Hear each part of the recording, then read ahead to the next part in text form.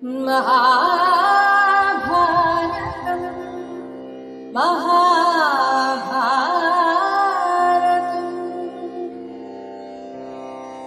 यदा यदा हि धर्मस्य ग्लानिर्भवति भारत अभ्युत्थानमधर्मस्य तदात्मानं सृजाम्यहम्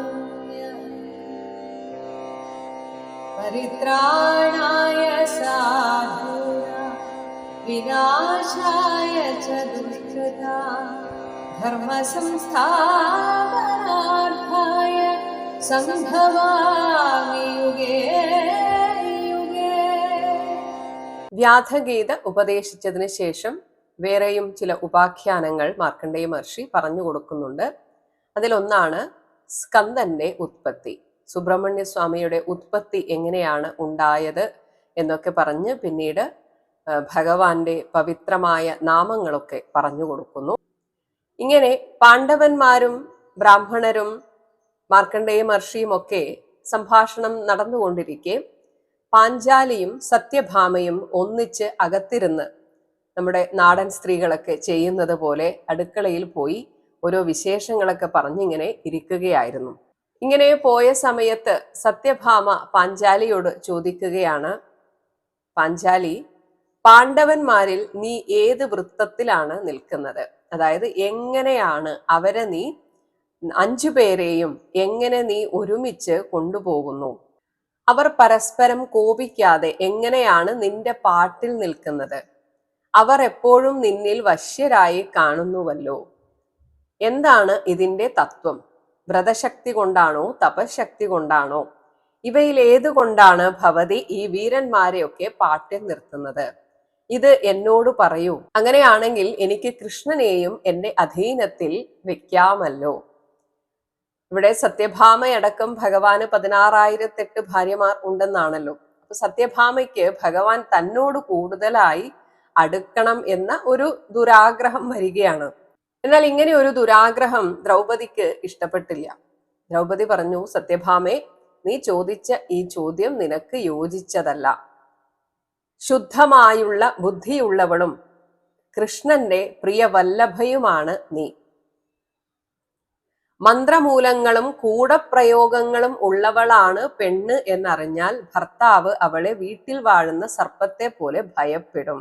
ഒരു കാലത്തും ഒരു തെറ്റായ രീതിയിൽ അല്ലെങ്കിൽ ഈ വശപ്പെടുത്തുക അങ്ങനെയൊന്നും ചെയ്യരുത്. നമ്മൾ നേരായ വഴിയിൽ വേണം പാതിവൃത്യ ധർമ്മം അനുഷ്ഠിക്കാൻ എന്ന് ദ്രൗപദി പറഞ്ഞു കൊടുക്കുകയാണ്. പിന്നീട് സത്യഭാമയ്ക്ക് നല്ല ഒരു സ്ത്രീ, അതായത് പാതിവൃത്യമുള്ള ഒരു സ്ത്രീ എങ്ങനെ ഭർത്താവിനെ ശുശ്രൂഷിക്കണം എന്നതിനെ കുറിച്ച് പറയുകയാണ്. ഇത് നമ്മൾ പണ്ട് മുതലേ കേൾക്കുന്ന കുലസ്ത്രീ ധർമ്മം എന്താണോ അത് തന്നെ. ഭർത്താവ് വന്നു കഴിഞ്ഞ് ഭർത്താവിനെ ഊട്ടിയിട്ട് മാത്രം ഭക്ഷണം കഴിക്കുക, അങ്ങനെ ഒരുപാട് കാര്യങ്ങൾ പറഞ്ഞു കൊടുക്കുന്നുണ്ട്. ഇനി ഒരു പക്ഷേ ഇത് ഭഗവാന്റെ ഒരു കളിയാണോ എന്ന് പറയാൻ സാധിക്കില്ല. കാരണം സത്യഭാമയെ ഒന്ന് ഉപദേശിക്കണം, പാഞ്ചാലി വഴി ഉപദേശിക്കണം എന്ന് ഭഗവാൻ തന്നെ തീരുമാനിച്ചത് കൊണ്ടാണോ സത്യഭാമയ്ക്ക് ഇങ്ങനെയൊക്കെ ചോദിക്കാൻ തോന്നിയത് എന്നും പറയാൻ സാധിക്കില്ല. എന്തായാലും ദ്രൗപദി നല്ല രീതിയിൽ പാതിവൃത്യ ധർമ്മം പറഞ്ഞു കൊടുക്കുകയാണ്. ഇങ്ങനെ കുറച്ചു ദിവസം ഭഗവാൻ സത്യഭാമയോടുകൂടെ ഇവരുടെ അടുത്ത് പാർത്തതിന് ശേഷം തിരിച്ച് പോവുകയാണ്.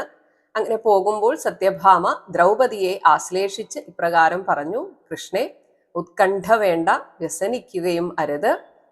ദേവസന്നിഭന്മാരായ ഭർത്താക്കന്മാർ ജയിച്ച ഭൂമിയെ നീ നേടുന്നതാണ്. ഇനി പറയുന്നു, പാഞ്ചാലിയുടെ മക്കളൊക്കെ ദ്വാരകയിൽ സുഖമായിട്ടിരിക്കുന്നു. ഞങ്ങൾക്ക് അഭിമന്യു എങ്ങനെയോ അതുപോലെ തന്നെയാണ് പാഞ്ചാലി നിന്റെ മക്കളെയും ഞങ്ങൾ നോക്കുന്നത്. അതുകൊണ്ട് ഒട്ടും വിഷമിക്കരുത്. കാലം നല്ലതാകുമ്പോൾ എല്ലാം കലങ്ങിത്തെളിയുന്നതാണ് എന്ന് ഉപദേശിച്ച് ഭഗവാൻ സത്യഭാമയോടുകൂടെ തിരിച്ചു പോവുകയാണ്. ഇവിടെ ഒരു കാര്യം സൂചിപ്പിക്കുന്നു. സത്യഭാമ തേരിൽ കയറി ഇരുന്ന് എല്ലാവരെയും കൈകൂപ്പിയപ്പോൾ ഭഗവാൻ കൃഷ്ണയെ നോക്കി ഒന്ന് കുളിർക്കെ ചിരിച്ച് ആശ്വസിപ്പിച്ചിട്ട് ആ കുതിരയെ ഓടിച്ചുപോയി. അതായത് തൻ്റെ സഖിയായ, അവിടെ ഒരു സഖ ബന്ധമാണ് ഭഗവാനും ദ്രൗപദിയും തമ്മിൽ.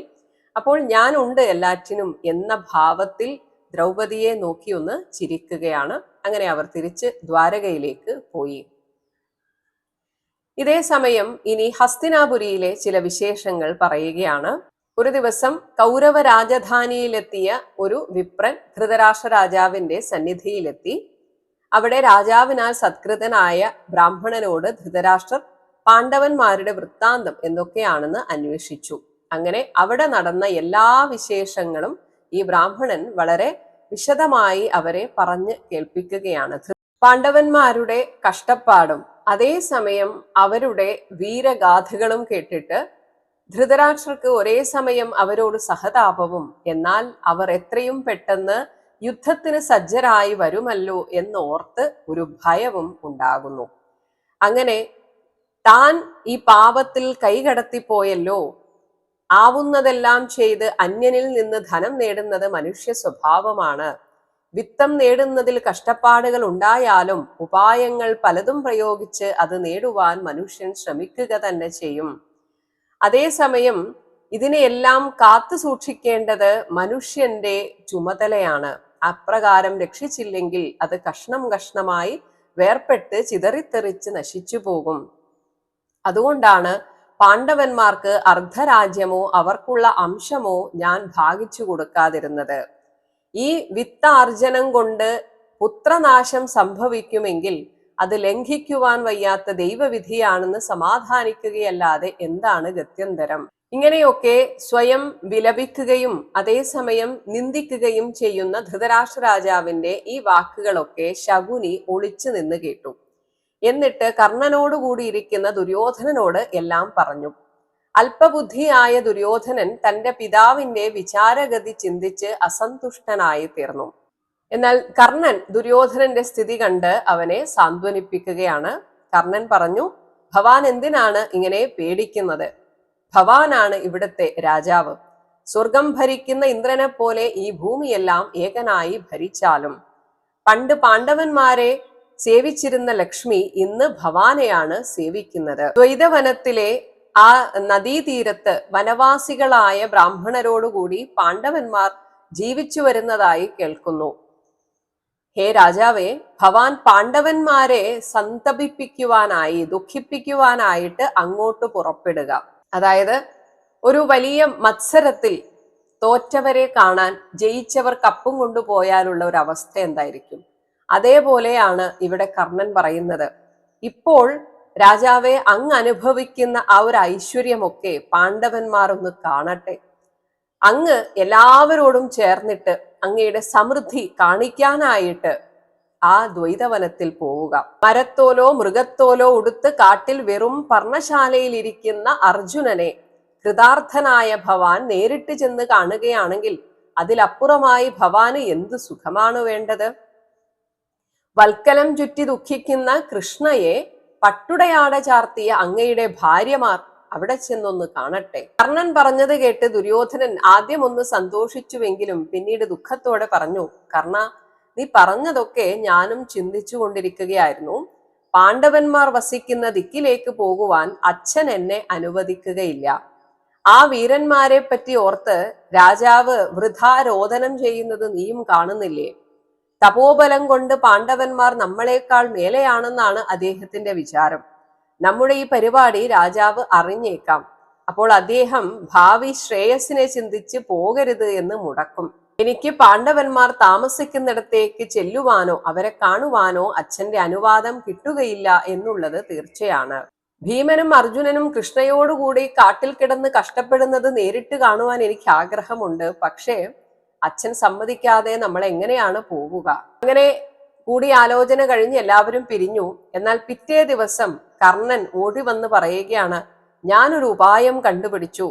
ദ്വൈതവനത്തിൽ ചെന്ന് അവിടെയുള്ള ഘോഷങ്ങൾ, അതായത് ഗോശാലകൾ, അതൊക്കെ പരിശോധിക്കേണ്ടത് രാജാവായ ഭവാന്റെ ചുമതലയാണല്ലോ. അതുകൊണ്ട് ഘോഷയാത്ര, സത്യത്തിൽ ഈ ഘോഷയാത്ര എന്ന് പറയുന്നത് ഘോഷങ്ങളിലേക്കുള്ള യാത്രയാണ്, ഗോശാലകളിലേക്കുള്ള യാത്ര. അപ്പോൾ ഈ ഘോഷയാത്രയുടെ പേരും പറഞ്ഞ് നമുക്ക് കാര്യം സാധിക്കാം. പലപ്പോഴും ഘോഷയാത്ര ചെയ്യേണ്ടത് രാജധർമ്മത്തിന് ഉചിതമാകയാൽ അതിലേക്കുള്ള പുറപ്പാടിനെ അച്ഛൻ തടയുകയില്ല. കർണന്റെ ഈ ഉപായം കേട്ടപ്പോൾ എല്ലാവർക്കും സന്തോഷമായി. അവർ 3 പേരും ചിരിച്ചു. ഈ സൂത്രം നല്ലത് തന്നെ, ഇത് ഞാനും ചിന്തിച്ചതാണ്. നമുക്ക് ദ്വൈതവനത്തിലേക്ക് ഗോക്കളെ പരിശോധിക്കാൻ പോകണം എന്ന കാര്യം പറഞ്ഞ് രാജാവിന്റെ അനുവാദം വാങ്ങിച്ചെടുക്കാം. അങ്ങനെ എല്ലാവരും ധൃതരാഷ്ട്രരുടെ അടുത്ത് ചെന്ന് അനുവാദം എങ്ങനെയൊക്കെയോ മേടിച്ചെടുക്കുകയാണ്. വീണ്ടും ധൃതരാഷ്ട്രർ തടയുന്നുണ്ട്. അങ്ങനെ ധൃതരാഷ്ട്രരുടെ അടുത്ത് അനുവാദത്തിനായി ചെന്നപ്പോൾ ധൃതരാഷ്ട്രർ പറഞ്ഞു, മകനെ, നായാട്ടും ഗോ പരിശോധനയും ഒക്കെ നല്ലത് തന്നെ. എന്നാൽ എനിക്കൊരു കാര്യം പറയുവാനുണ്ട്. ആ പാണ്ഡവന്മാർ അവിടെ അടുത്തെങ്ങോ ഉള്ളതായി ഞാൻ കേട്ടു. അതുകൊണ്ട് നിങ്ങൾ തനിച്ച് അങ്ങോട്ട് ചെല്ലുന്നത് ബുദ്ധിപൂർവമായിട്ട് എനിക്ക് തോന്നുന്നില്ല. നിങ്ങൾ അവരെ ജയിച്ചത് വഞ്ചന കൊണ്ടാണ്. തന്മൂലം അവർ ഇപ്പോൾ കാട്ടിൽ കിടന്ന് കഷ്ടപ്പെടുകയാണ്. അവർക്ക് നിങ്ങളിൽ പകയുണ്ട്. അവർ സമർത്ഥന്മാരും മഹാരഥന്മാരുമാണ്. ധർമ്മരാജന് ക്രോധമില്ലെന്ന് എനിക്കറിയാം, പക്ഷേ ഭീമസേനൻ അങ്ങനെയല്ല. അതുകൊണ്ട് നിങ്ങൾ മതിമറന്ന് അവിടെ ചെന്ന് വല്ല തെറ്റും ചെയ്തു പോയാൽ അവർ നിങ്ങളെ വിട്ടേക്കില്ല. മാത്രമല്ല, അവർ ആയുധധാരികളാണ്. വേണ്ടി വന്നാൽ ഒരു യുദ്ധം ചെയ്യാനും അവർ മടിക്കില്ല. അതുകൊണ്ട് ദുര്യോധനനോട് പറയുകയാണ്, നീ പോവേണ്ടതില്ല. ഗോശാലകളെ പരിശോധിക്കുന്നതിന് വിശ്വസ്തന്മാരായ ആൾക്കാരെ അയച്ചാൽ മതി. എന്നാൽ ശകുനി അതിനിടയിൽ കയറി പറയുകയാണ്, അങ്ങ് പേടിക്കുന്നത് പോലെ ഒന്നും സംഭവിക്കില്ല. ഞങ്ങൾ ആ ഭാഗത്തേക്കേ പോവുകയില്ല. മാത്രമല്ല 12 വർഷം വനവാസം ചെയ്തു കൊള്ളാമെന്ന് സഭയിൽ വെച്ച് പ്രതിജ്ഞ ചെയ്തത് ധർമ്മരാജാവ് തെറ്റിക്കുകയില്ല. അതുകൊണ്ട് ഞങ്ങൾക്ക് നായാട്ടിന് വലിയ ആഗ്രഹമുണ്ട്. ഘോഷങ്ങൾ പരിശോധിച്ച് നായാട്ടൊക്കെ നടത്തി ഞങ്ങൾ പോയി അവരെ ബുദ്ധിമുട്ടിക്കാതെ തിരിച്ചു വന്നുകൊള്ളാം എന്ന് ശകുനി പറഞ്ഞപ്പോൾ അങ്ങനെ മനസ്സില്ലാ മനസ്സോടെയാണെങ്കിലും ധൃതരാഷ്ട്രർ സമ്മതിക്കുകയാണ്. ഇങ്ങനെ വലിയൊരു അകമ്പടിയോടുകൂടിയ ദുര്യോധനൻ വനത്തിൽ ചെന്ന് ദ്വൈതവന സരസിൽ നിന്ന് അധികം ദൂരെയല്ലാത്ത ഒരിടത്ത് താവളം ഉറപ്പിച്ചു. അവിടെയുള്ള ഗോശാലകൾക്ക് സമീപത്തായി എല്ലാ സൗകര്യവുമുള്ള സ്ഥലത്ത്, നല്ല വെള്ളവും വലിയ മരങ്ങളുമുള്ള മനോഹരമായ സ്ഥലത്ത് ദുര്യോധനൻ തന്റെ സഹോദരങ്ങൾക്കും കർണനും ശകുനിക്കുമൊക്കെ പ്രത്യേകം കൊട്ടാരങ്ങൾ കെട്ടിച്ചു. ഇങ്ങനെ ഗോശാല പരിശോധന കഴിഞ്ഞതിന് ശേഷം ദുര്യോധനനും അനുയായികളും വേട്ടയ്ക്കായി പുറപ്പെട്ടു. ഇതേ കാലത്ത് അവിടെ യുധിഷ്ഠിരൻ ധർമ്മപത്നിയായ പാഞ്ചാലിയോടുകൂടി ഒരു പകൽ കൊണ്ട് സാധിക്കുന്ന ഒരു യജ്ഞം ദിവ്യവിധി പ്രകാരം വന്യഫലങ്ങൾ കൊണ്ട് അനുഷ്ഠിക്കുകയായിരുന്നു. ഈ സന്ദർഭത്തിലാണ് ദുര്യോധനനും കൂട്ടുകാരും സരസിനരികെ എത്തി പാർപ്പിടം കെട്ടിയത്. മാത്രമല്ല, ദുര്യോധനൻ തന്റെ അനേകായിരം ഭൃത്യന്മാരെ വിളിച്ച് അവിടെ ക്രീഡാഗൃഹങ്ങൾ നിർമ്മിക്കുവാൻ ആജ്ഞ നൽകി. രാജകൽപ്പന നിർവഹിക്കുവാൻ ദുര്യോധനന്റെ കിങ്കരന്മാർ സരസിലേക്ക് പോയി. അങ്ങനെ കുളിപ്പുര തീർക്കുവാനായി അവർ സരസിലേക്ക് ചെന്നപ്പോൾ വനമാർഗത്തിൽ വെച്ച് ഗന്ധർവന്മാർ അവരെ തടഞ്ഞു. അവർ അവിടെ കുറച്ചു മുൻപേ എത്തിയവരാണ്. ഗന്ധർവ രാജാവ് കുബേരഭവനത്തിൽ നിന്ന് ആൾക്കാരോടുകൂടി അവിടെ എത്തിയതിനു ശേഷം ആ സരസിൽ കുളിക്കുവാനായി അപ്സര സ്ത്രീകളോടും ദേവകുമാരന്മാരോടും കൂടി ഇറങ്ങിയ സന്ദർഭത്തിലാണ് ഈ ദുര്യോധന സേനയുടെ വരവ്. ഗന്ധർവൻ തടഞ്ഞപ്പോൾ ഈ കിങ്കരന്മാർ ഓടിപ്പോയി ദുര്യോധനനെ കണ്ട് വിവരമറിയിച്ചു. ഇത് കേട്ടതും ദുര്യോധനൻ ദേഷ്യം വന്ന് അവരെയൊക്കെ അടിച്ചോടിക്കുവാൻ കൽപ്പന കൊടുത്തു. അങ്ങനെ രാജാവിന്റെ കൽപ്പന നിർവഹിക്കുവാൻ പോരാളി വീരന്മാർ ആ പൊയ്കയിൽ ചെന്ന് വിളിച്ചു പറഞ്ഞു, ധൃതരാഷ്ട്രപുത്രനും മഹാബലശാലിയുമായ ദുര്യോധന രാജാവ് ഈ സരസിൽ ക്രീഡിക്കുവാനായി ഇതാ എഴുന്നള്ളുന്നു. അതുകൊണ്ട് എല്ലാവരും ഒഴിഞ്ഞു മാറി പോകുവിൻ. ഈ ശാസന കേട്ടപ്പോൾ ഗന്ധർവന്മാർക്ക് ചിരി വന്നു. അപ്പോൾ ഗന്ധർവന്മാർ പറയുകയാണ്, നിങ്ങളുടെ രാജാവ് ഒരു വങ്കനാണ്. ദേവന്മാരായ ഞങ്ങളോട് വൈശ്യന്മാരോടെന്ന പോലെ ആജ്ഞാപിക്കുന്ന ദുര്യോധനൻ മരമണ്ടൻ തന്നെ. ദുർബുദ്ധികളായ നിങ്ങൾ മരിക്കുവാൻ ബന്ധപ്പെട്ട് വന്നിരിക്കുകയാണ്. നിങ്ങൾക്ക് പ്രാണനിൽ കൊതിയുണ്ടോ? ഉണ്ടെങ്കിൽ നിങ്ങളുടെ രാജാവിന്റെ അടുത്തേക്ക് പോയിട്ട് പിന്തിരിഞ്ഞോടിക്കൊള്ളുവാൻ പറയൂ. അല്ലെങ്കിൽ ഇപ്പോൾ തന്നെ കാലന്റെ അടുത്തേക്ക് അയച്ചു തരാം. എന്നാൽ തിരിച്ചു വന്ന് പടയാളികൾ പറഞ്ഞത് കേട്ട് ദുര്യോധനൻ പറഞ്ഞു, എനിക്ക് അപ്രിയമായി അധർമ്മം ചെയ്ത അവരെ ഇനി വെച്ചേക്കരുത്. ദേവേന്ദ്രനോടുകൂടി വന്നാൽ പോലും അവരെ ഒറ്റയെണ്ണത്തിന് വെച്ചേക്കരുത്. ഇങ്ങനെ ദുര്യോധനന്റെ ആജ്ഞ കേട്ട് അവർ എല്ലാവരും തന്നെ യുദ്ധത്തിനായിട്ട് ഒരുങ്ങി. കൗരവ സൈന്യത്തെ ഗന്ധർവന്മാർ തടഞ്ഞു. ഇവരെ ഉപദേശിച്ചിട്ടൊന്നും കാര്യമില്ലെന്ന് മനസ്സിലായപ്പോൾ ഈ ഗന്ധർവന്മാർ അവരുടെ നേതാവായ ചിത്രസേനനെ ഇക്കാര്യം ഉണർത്തിച്ചു. ഈ ചിത്രസേനനാണ് ദേവലോകത്ത് വെച്ച് അർജുനന് എല്ലാ വിദ്യകളും പറഞ്ഞു കൊടുത്തത്. ഇങ്ങനെ രാജാവായ ചിത്രസേനൻ പറഞ്ഞു, ഇനി ഒന്നും നോക്കേണ്ട, അവരെ ഇപ്പോൾ തന്നെ പ്രഹരിക്കുവിൻ, പിടിച്ചു കെട്ടി കൊണ്ടുവരൂ എന്ന് ഈ രാജാവായ ചിത്രസേനൻ ആജ്ഞ കൊടുക്കുകയാണ്. കർണന്റെ വീര്യബലത്താൽ ഗന്ധർവന്മാരൊക്കെ തോറ്റുപോയി എന്ന് തോന്നിയെങ്കിലും ചിത്രസേനൻ തന്റെ മായായുദ്ധം കൊണ്ട് കൗരവസേനയെ മയക്കിക്കളഞ്ഞു. അവരൊക്കെ മോഹിതരായി. ഇങ്ങനെ കുറെ നേരത്തെ യുദ്ധത്തിനൊടുവിൽ ദുര്യോധനൻ തേരുടഞ്ഞതുമൂലം നിലത്തു വീണു. ദുര്യോധനനെ ജീവനോടെ പിടിച്ചു കെട്ടുവാൻ മഹാബാഹുവായ ചിത്രസേനൻ ഓടിച്ചെന്ന് പിടികൂടി. അവനെ പിടിച്ച് ബലമായി കൈകാലുകൾ കൂട്ടിക്കെട്ടി. രഥത്തിൽ സ്ഥിതി ചെയ്യുന്ന ദുശാസനനെയും അവർ രഥത്തിൽ ചാടിക്കയറി പിടിച്ചു കെട്ടി. ഇങ്ങനെ മറ്റ് ചില ധാർത്തരാഷ്ട്രന്മാരെയും ബന്ധിച്ച് എല്ലാ രാജപത്നിമാരെയും ഗന്ധർവന്മാർ കൂട്ടം കൂട്ടമായി വന്ന് പിടിച്ചു കൊണ്ടുപോവുകയും ചെയ്തു. ഇങ്ങനെ ധാർത്തരാഷ്ട്രന്മാരെയൊക്കെയും ഗന്ധർവ രാജാവ് ചിന്നിച്ചിതറിച്ചപ്പോൾ മുൻപ് തോറ്റോടിപ്പോയ ആ സൈനികർ നേരെ പാണ്ഡവന്മാരുടെ അടുത്ത് ചെന്ന് ശരണം പ്രാപിച്ചു. സൈനികന്മാർ പറഞ്ഞു, പാണ്ഡവന്മാരെ, ദുര്യോധനനെ ഗന്ധർവന്മാർ ഇതാ പിടിച്ചു കൊണ്ടുപോകുന്നു. എല്ലാ രാജപത്നിമാരെയും ഗന്ധർവന്മാർ ബന്ധിച്ചു കൊണ്ടുപോകുന്നു. ഇങ്ങനെ തങ്ങളുടെ രാജാവിനെ മടക്കി കിട്ടുവാനായി കൗരവ മന്ത്രിമാർ ദുഃഖാർത്തരായി ധർമ്മപുത്രന്റെ അടുത്ത് ചെന്ന് നിലവിളിച്ചപേക്ഷിച്ചു.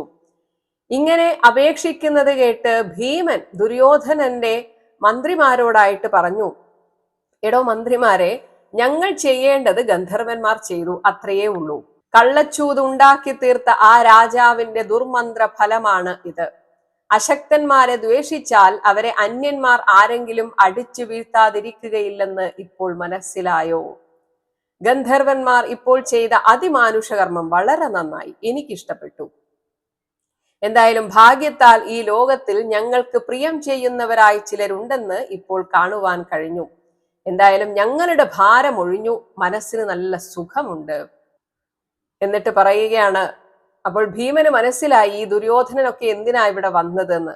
എന്തായാലും വെയിലും തണുപ്പും കാറ്റുമേറ്റ് തപസ്സുകൊണ്ട് തളർന്ന ഞങ്ങളെ കണ്ട് സ്വസ്ഥനാകാൻ വന്നതല്ലേ, അവൻ അങ്ങനെ തന്നെ വേണം.